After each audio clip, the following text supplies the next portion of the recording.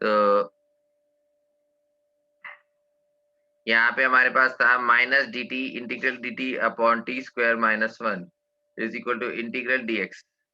तो minus one by two, A की value one आई है तो माइनस वन बाय टू है, L N of x minus A upon X plus A होता है, तो L N of T minus one upon T plus one is equal to integral D X क्या हो जाएगा, एक्स प्लस सी। ठीक है, तो ये हमारे पास हो गया। अब टी की वैल्यू आपको क्या दी हुई है, वाई बाय एक्स। टी मैंने सॉरी टी मैंने क्या लिया था, एक्स माइनस वाई लिया था। सॉरी टी मैंने एक्स माइनस वाई लिया था। तो y ऑफ वन की वैल्यू वन दी हुई है, तो अगर हम x को वन पुट करते हैं at x is equal to one, ये मॉड आ जाएगा क्योंकि ln के अंदर सिर्फ मॉड ही आता है। अगर हम x को वन पुट करते हैं तो y की वैल्यू भी वन है, तो t की वैल्यू क्या हो जाएगी, वन माइनस वन यानी जीरो। अगर x को वन पुट करते हैं तो t की वैल्यू जीरो हो जाएगी, तो minus half ln of t की वैल्यू जीरो और x की वैल्यू वन। तो zero minus one upon zero plus one, तो ये माइनस वन आ गया, माइनस वन का मॉड वन हो गया, तो ln one is equal to x, x को वन पुट किया और प्लस सी।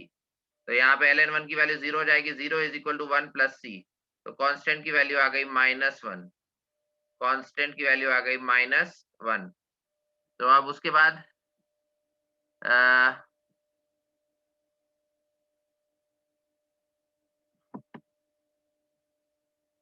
क्या बोलते हैं,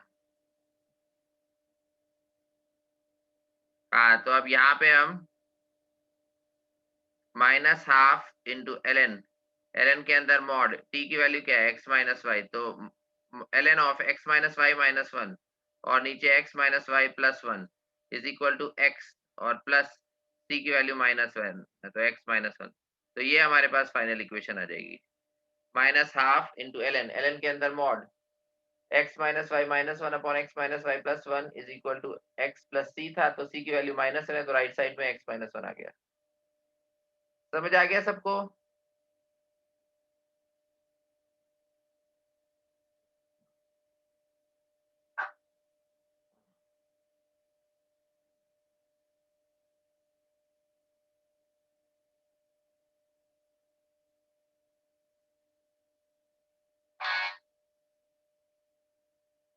Any doubts in this question? Please tell me.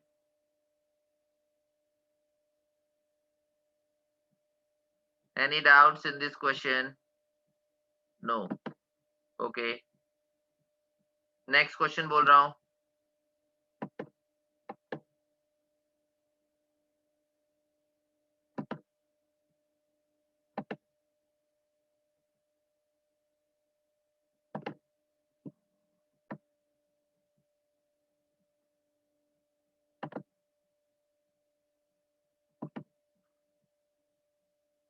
Okay, तो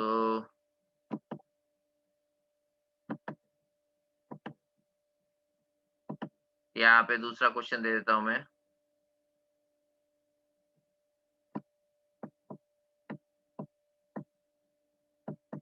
नेक्स्ट क्वेश्चन है, find the order of the differential equation whose general solution is given by y is equal to c1 plus c2 into cos x plus c3 minus c4 into e की power x plus c5। y is equal to c1 plus c2, y is equal to c1 plus c2 into cos of x plus c3, y is equal to c1 plus c2 into cos of x plus c3 minus c4 into e की power x plus c5 minus c4 into e की power x plus c5। ठीक है, ये आपको equation दी हुई है, तो आपको बताना है कि where c1 c2 c3 c4 c5 are arbitrary constants, c1 से लेके c5 तक आर्बिट्ररी कांस्टेंट्स हैं, तो इसकी डिफरेंशियल इक्वेशन का ऑर्डर क्या होगा, 5 4 3 या 2। Find the order for this differential equation. ये जनरल सॉल्यूशन दिया हुआ है, तो इसके कॉरेस्पॉन्डिंग अगर हम डिफरेंशियल इक्वेशन निकालेंगे तो उसका ऑर्डर क्या होगा, इसके कॉरेस्पॉन्डिंग अगर हम डिफरेंशियल इक्वेशन निकालेंगे तो उसका ऑर्डर क्या होगा, 3 5। ओके, ऑप्शंस है 5 4 3 या 2। ऑप्शंस आर 5 4 3 या फिर 2, these are the four options. 3 okay.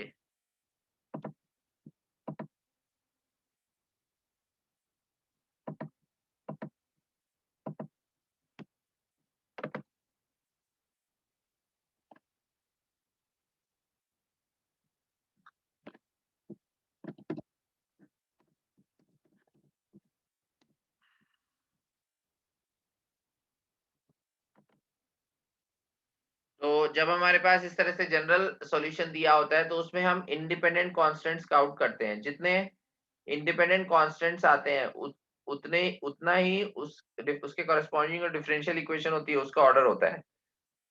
Independent constants का मतलब ये है कि जिन कांस्टेंट्स को आप कंबाइन नहीं कर सकते। ओके, इंडिपेंडेंट कांस्टेंट्स का मतलब ये है कि जिन कांस्टेंट्स को आप कंबाइन नहीं कर सकते। ठीक है, जैसे यहाँ पे C1 प्लस C2 है तो इनको हम कंबाइन करके कुछ एक अलग कांस्टेंट लिख सकते हैं, जैसे a into cos of x plus C3।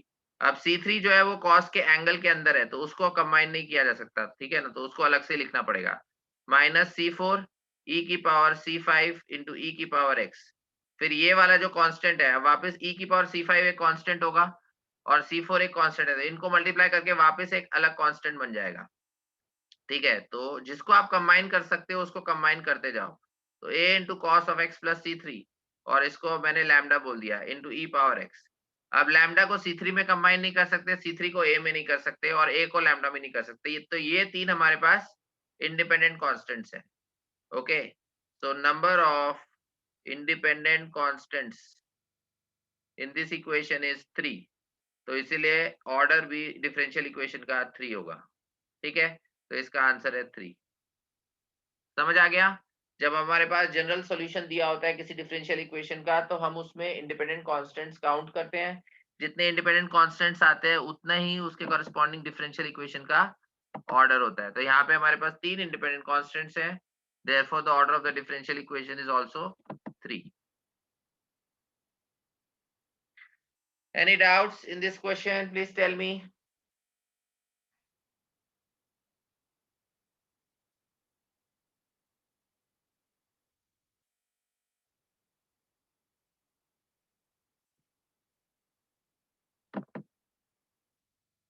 Please repeat. Okay, एक बार रिपीट कर रहा हूँ। देखो जनरल सॉल्यूशन दिया होता है तो C1 प्लस C2 को यहाँ पे कंबाइन कर सकते हैं, तो उसको कंबाइन करके मैंने A लिख दिया। ठीक है, C3 को कंबाइन नहीं कर सकते A के साथ बिकॉज वो कॉस के एंगल के अंदर है, तो उसको एज इट इज लिखा। फिर e power x plus C5 को लिख सकते हैं e की पावर C5 इंटू e की पावर x। ठीक है, तो e की पावर C5 को CO4 में मल्टीप्लाई करके एक नया कांस्टेंट बोल सकते हैं, तो उसको नया कांस्टेंट लैम्डा बोल दिया। ठीक है, तो इसलिए अब लैम्डा, अब ये तीन इंडिपेंडेंट कांस्टेंट हो गए बिकॉज इनको आपस में कंबाइन नहीं कर सकते। तो एक ये हो गया, एक ये हो गया और एक ये हो गया, तो number of independent constants is 3। therefore the order of the differential equation is also 3। समझ आ गया सबको? Any doubts in this question? Please tell me.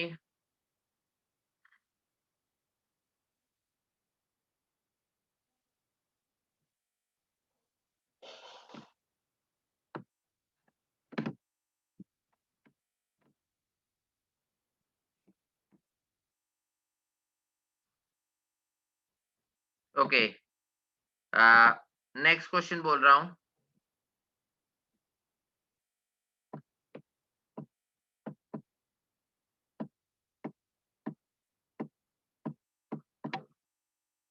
Let f colon r to r be a continuous function which satisfies f of x is equal to integral 0 से x ft dt। f colon r से r एक continuous function है। f colon r से r is a continuous function which satisfies fx is equal to integral 0 से x ft dt। fx हमें दिया हुआ है इंटीग्रल 0 से x ft dt और f colon r to r is a continuous function। Then find the value of f of ln5। f of ln5 की value क्या होगी ये बताना है आपको। Find the value of f of ln5। Okay, f colon r से r एक continuous function है which satisfies the equation fx is equal to integral 0 से x ft dt। Then find the value of f of ln5। ये 2009 में पूछा गया है।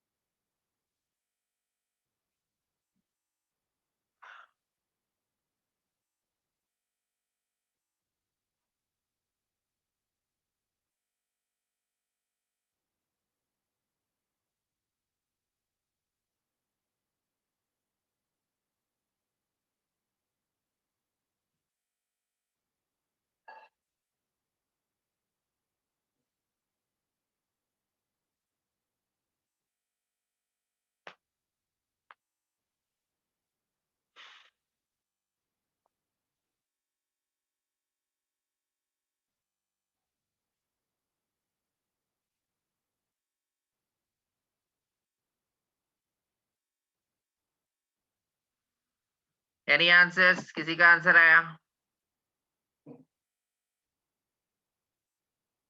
Let f colon r to r be a continuous function which satisfies the equation fx is equal to integral 0 से x f t dt. Then find the value of f of ln 5.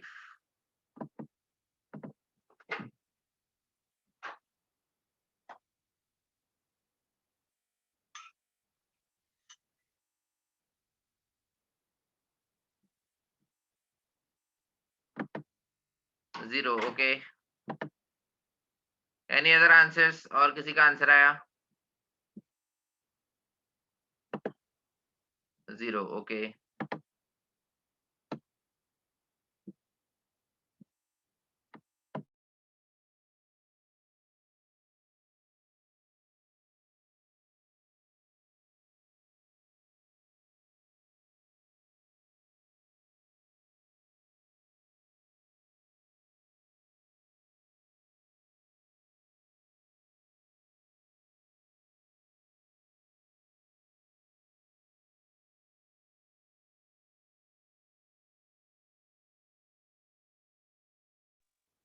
Options are not available. Subjective question है ये.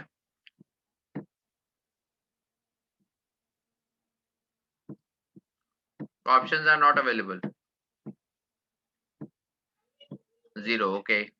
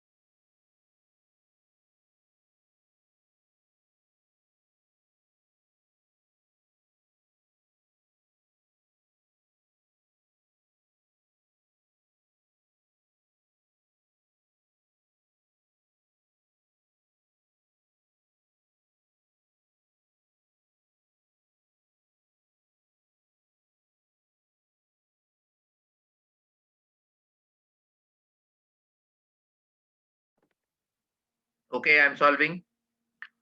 तो यहाँ पे अगर हम इस equation को डिफरेंशिएट करते हैं तो लेफ्ट साइड में f डैश x आएगा और राइट साइड में लेबनीज रूल से डिफरेंशिएट करेंगे.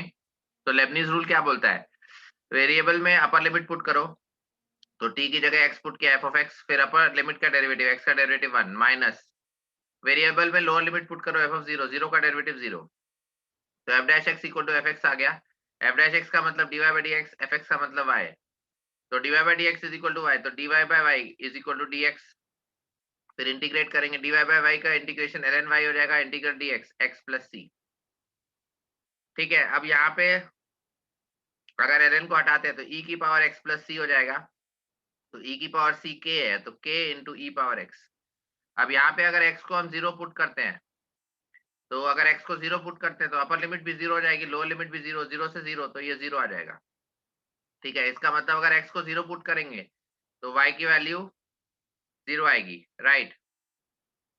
तो अगर यहाँ पे हमने x को 0 पुट किया तो k इंटू ई पावर 0 और y की वैल्यू 0 है तो इसको 0 हो गया. ई पावर 0 1 होता है तो ई पावर 0 1 हो गया तो k की वैल्यू 0 आ गई. ठीक है. k की वैल्यू 0 आ गई तो यहाँ पे अगर k को 0 पुट करेंगे तो y इज इक्वल टू 0. ये कांस्टेंट फंक्शन आ गया. y is equal to 0. This is a constant function. तो कांस्टेंट फंक्शन है तो उसमें x को आप कुछ भी लोगे y की वैल्यू 0 ही आएगी. तो इसका मतलब f ऑफ ln 5 भी 0 हो जाएगा. तो इसका आंसर है 0. समझ आ गया सबको?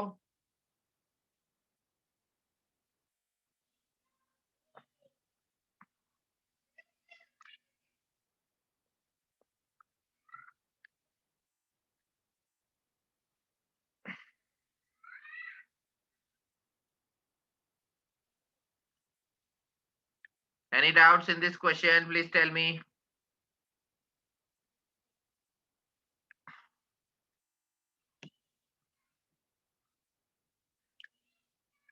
Any doubts in this question? Please tell me.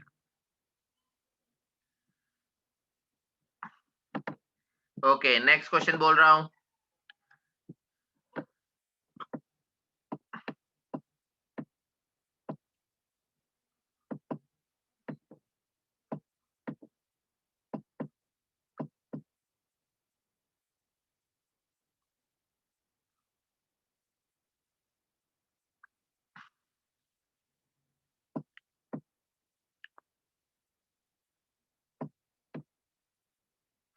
If y is equal to y as a function of x is the solution of the differential equation dy by dx is equal to tan x minus y into sec square x.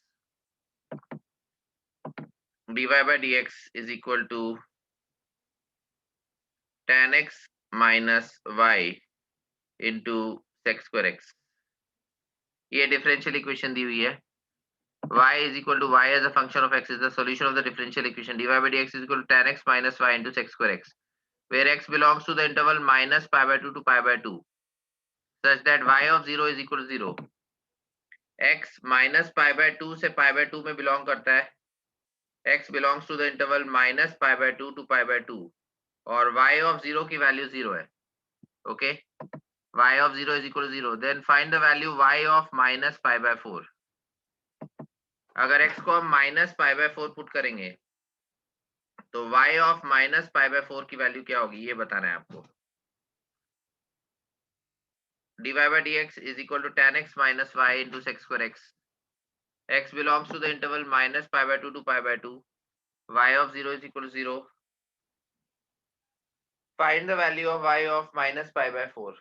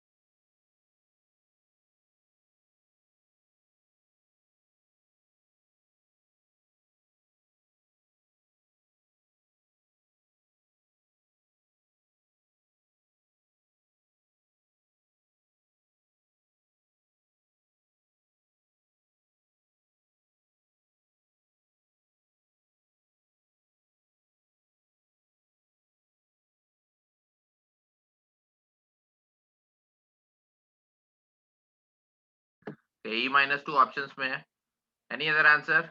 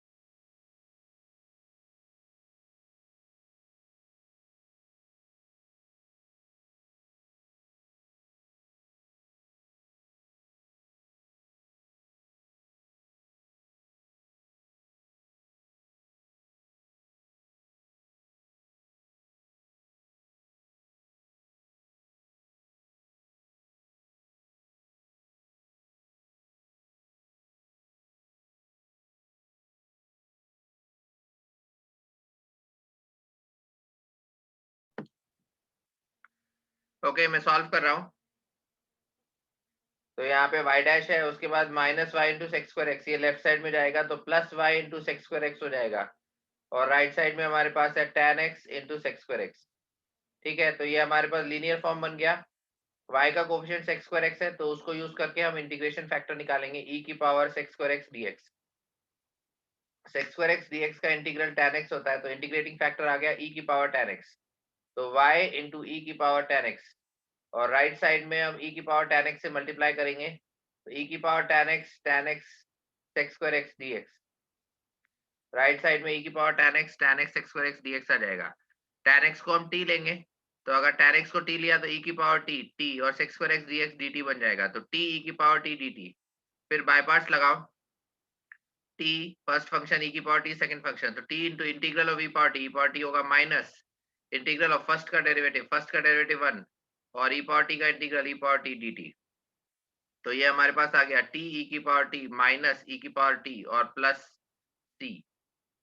ठीक है, तो अब यहाँ पे हम y of 0 is equal to 0, अगर x को 0 put करते हैं तो y की वैल्यू 0 आती है, तो यहाँ पे लेफ्ट साइड 0 हो जाएगा, x को अगर 0 पुट किया, y की वैल्यू 0, तो 0 is equal to t into ई की पावर t हमारे पास tan x है, अगर इधर x को 0 पुट किया तो ये 0 हो जाएगा, और माइनस e की पावर tan x, तो e की पावर 0, तो -1 और प्लस c। तो यहाँ से हमारे पास c की वैल्यू 1 आती है, क्योंकि -1 लेफ्ट साइड में आएगा तो +1 हो जाएगा, तो c की वैल्यू यहाँ पे हमारे पास 1 आ गई। अब हम x को -π/4 पुट करेंगे, तो अगर x को -π/4 पुट किया तो tan ऑफ -π/4 -1 हो जाएगा, तो e की पावर -1 इज इक्वल टू, यहाँ पे tan ऑफ -π/4 -1 हो जाएगा, तो -1 इंटू ई की पावर tan ऑफ -π/4, तो e की पावर -1 और माइनस, फिर वापस यहाँ पे t tan x है, तो tan ऑफ -π/4 तो -1 हो जाएगा, माइनस e पावर -1 और प्लस c की वैल्यू 1 है। ठीक है, तो ये हमारे पास क्या हो गया, माइनस ई पावर -1 माइनस ई पावर -1, तो -2 ई पावर -1 मतलब -2/e हो गया और +1 हो गया। ठीक है, तो अगर हम ये वाला पार्ट हटा देते हैं, तो ये हमारे पास क्या आ रहा है, y इंटू ई की पावर -1, तो y/e is equal to 1 minus 2/e, तो e से हम मल्टीप्लाई करेंगे, e इंटू 1 e हो जाएगा और -2, तो y की वैल्यू आ जाएगी e -2। तो y at x is equal to -π/4 is e -2, which is option D. Y at x is equal to -π/4 is e -2, which is option D. समझ आ गया सबको?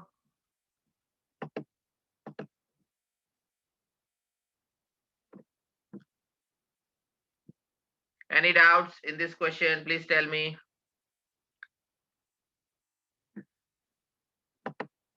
Clear? Okay. Next question बोल रहा हूँ.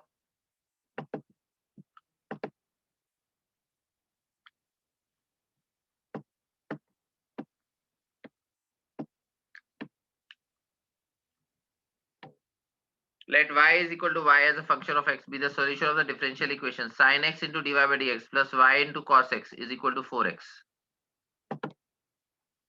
Sin x into dy by dx मतलब sin x into y dash plus y into cos x is equal to 4x.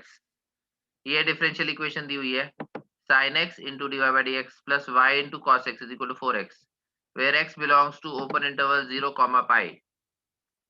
x open interval में belong करता है 0, pi में. sin x into y dash plus y into cos x is equal to 4x. If y of pi by 2 is equal to 0, then find the value of y of pi by 6. y of pi by 2 की value अगर 0 है, मतलब अगर x को pi by 2 put करेंगे तो y की value 0 आएगी, तो y of pi by 6 की वैल्यू आपको बतानी है.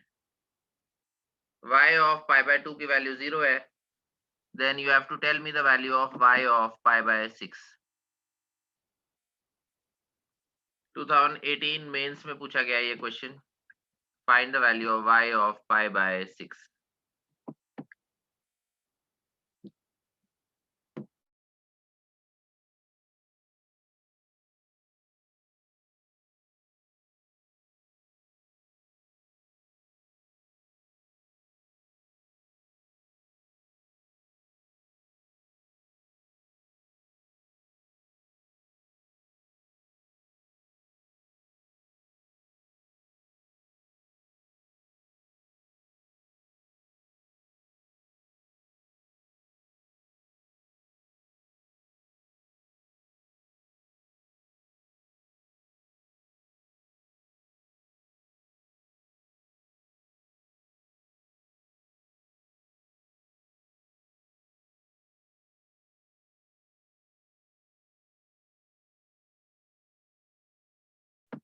Okay, -8 pi square by 9 options में दिया हुआ है. Any other answers?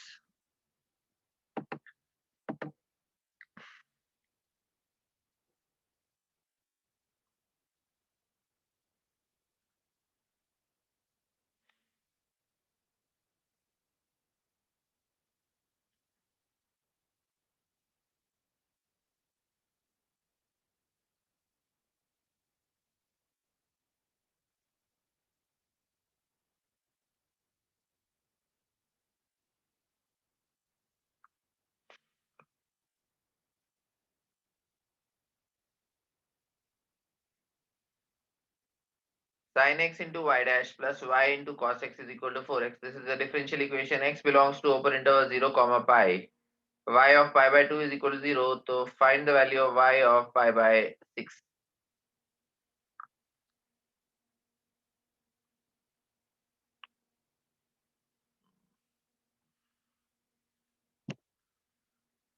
तो यहाँ पे हम sin x से डिवाइड करेंगे. अगर sin x से डिवाइड करेंगे y डैश का कोफिशिएंट 1 हो जाएगा. y into cos x by sin x. तो y का कोफिशिएंट cot x बन जाएगा is equal to 4x by sin x. तो ये हमारे पास 4x into cosec x आ जाएगा. अब ये लीनियर फॉर्म में कन्वर्ट हो गया. इंटीग्रेटिंग फैक्टर के लिए हम cot x को इंटीग्रेट करेंगे. e की power integral of cot x dx. Last 10 minutes remaining. Integrating factor के लिए हम cot x को इंटीग्रेट करेंगे e की power cot x dx. cot x का इंटीग्रेशन ln sin x होता है, तो e की power ln sin x. e और ln कैंसिल हो जाएगा, तो इंटीग्रेटिंग फैक्टर हमारे पास sin x आ गया. ओके, तो y of sin x, y into sin x is equal to, अब राइट साइड में sin x को मल्टीप्लाई करेंगे तो 4x cosec x into sin x dx. cosec x और sin x कैंसिल हो जाएगा. 4 कांस्टेंट है. x का इंटीग्रेशन होता है x स्क्वायर बाय 2 और प्लस c. तो 4 इंटू एक्स स्क्वायर बाय 2, तो ये हमारे पास 2x स्क्वायर आ गया और प्लस c आ गया. ओके, अब y ऑफ पाई बाय 2 की वैल्यू 0 दी हुई है. इसका मतलब अगर x को पाई बाय 2 पुट करेंगे y की वैल्यू 0 आएगी. तो लेफ्ट साइड में y को 0 पुट किया, x को pi bye 2 sin pi by 2, ये तो 1 मल्टीप्लाई होकर 0 ही हो जाएगा. यहाँ पे x को पाई बाय 2 पुट किया तो पाई स्क्वायर बाय 4 इंटू 2, तो ये पाई स्क्वायर बाय 2 हो जाएगा. 2 इंटू पाई स्क्वायर बाय 4 यानी पाई स्क्वायर बाय 2 और प्लस c. तो कांस्टेंट की वैल्यू आ जाएगी माइनस पाई स्क्वायर बाय 2. ठीक है, कांस्टेंट की वैल्यू आ जाएगी माइनस पाई स्क्वायर बाय 2. ठीक है, तो अब यहाँ पे हमने कांस्टेंट की वैल्यू निकाल ली. अब एक बार कांस्टेंट की वैल्यू आ गई, अब हम x को पाई बाय 6 पुट करेंगे. We will put x is equal to pi by 6. तो y into sine of pi by 6, pi by 6 यानी 30 डिग्री, तो साइन 30 हाफ होता है, is equal to 2 into x square. Pi by 6 का square, तो पाई by 6 का square ये पाई square bye 36 हो जाएगा, प्लस कांस्टेंट. कांस्टेंट की value minus pi square bye 2 है. तो ये हमारे पास आ गया पाई square bye 18 minus pi square bye 2. इधर एलसीएम लेंगे 2 9 18, तो यहाँ 9 पाई स्क्वायर बाय 18 हो जाएगा. तो ये हो जाएगा माइनस 8 पाई स्क्वायर बाय 18. लेकिन लेफ्ट साइड में हमारे पास y बाय 2 है, तो 2 से क्रॉस मल्टीप्लाई करेंगे तो ये आ जाएगा माइनस 16 पाई स्क्वायर बाय 18. और फिर 2 से ऊपर नीचे कैंसिल कर देंगे तो हमारे पास आंसर आ जाएगा माइनस 8 पाई स्क्वायर बाय 9. तो फाइनल आंसर है y is equal to minus 8 pi square by 9 at x is equal to pi by 6. y is equal to minus 8 pi square by 9, मतलब option c. y is equal to minus 8 pi square by 9 at x is equal to pi by 6.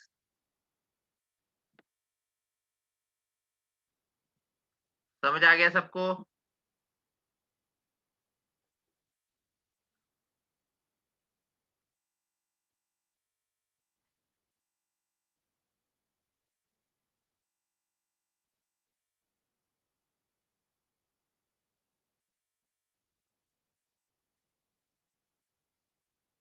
Any doubts in this question? Please tell me. Any doubts? Next question कर लेते हैं.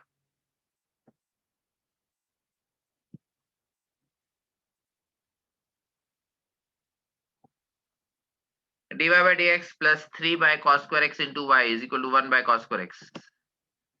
dy by dx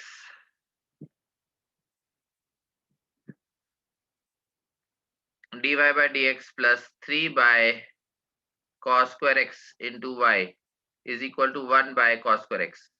ये differential equation दी हुई है. dy by dx plus 3 by cos square x into y is equal to 1 by cos square x. y of pi by 4 is equal to 4 by 3. y of pi by 4, अगर x को हम pi by 4 put करते हैं तो y की value आती है 4 by 3. y of pi by 4 is equal to 4 by 3. Then find the value of y of minus pi by 4. y of minus pi by 4 क्या होगा? अगर हम इंटीग्रेट करने के बाद x को माइनस pi by 4 पुट करेंगे तो y की वैल्यू क्या आएगी? Find the value of y of minus pi by 4.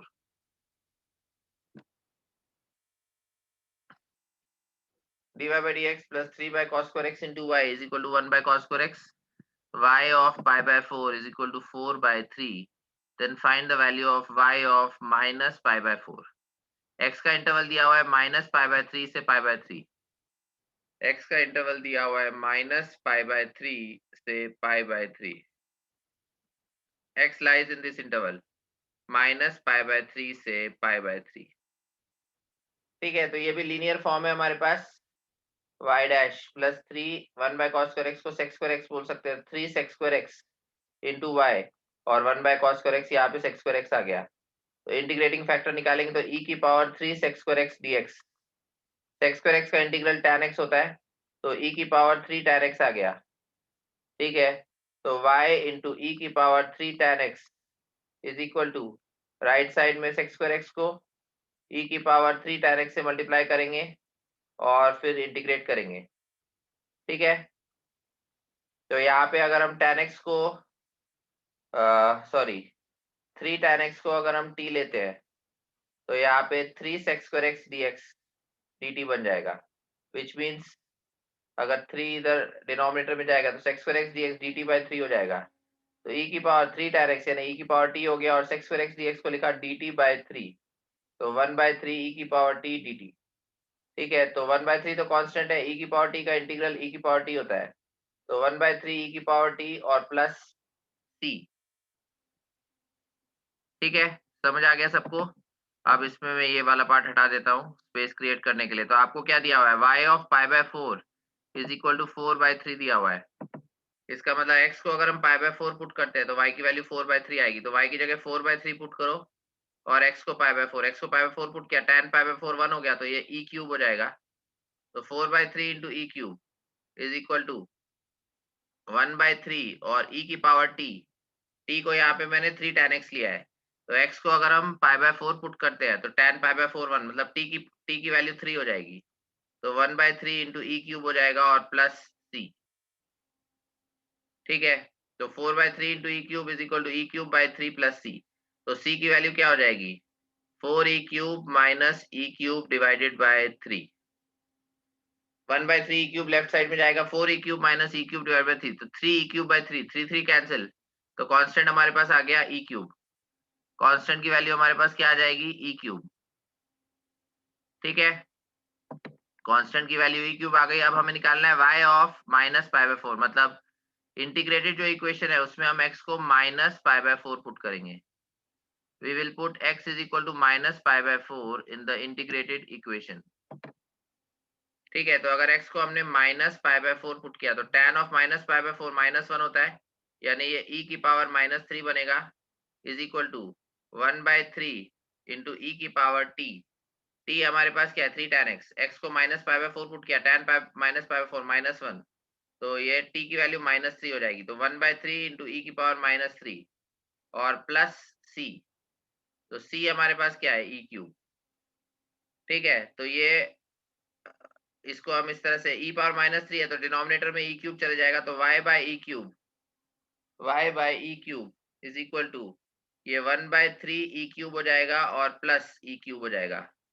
तो ई क्यूब से हम क्रॉस मल्टीप्लाई करेंगे. ई क्यूब से क्रॉस मल्टीप्लाई करेंगे तो ये वाला ई क्यूब कैंसिल हो जाएगा, 1 बाय 3 आ जाएगा और यहाँ पे ई क्यूब इंटू ई क्यूब ई की पावर 6 बन जाएगा.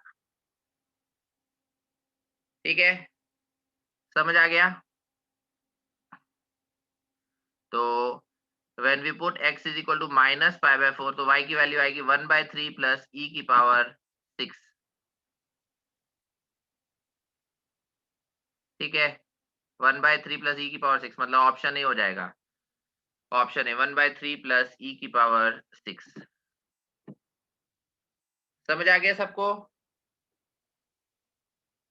Any doubts in this question?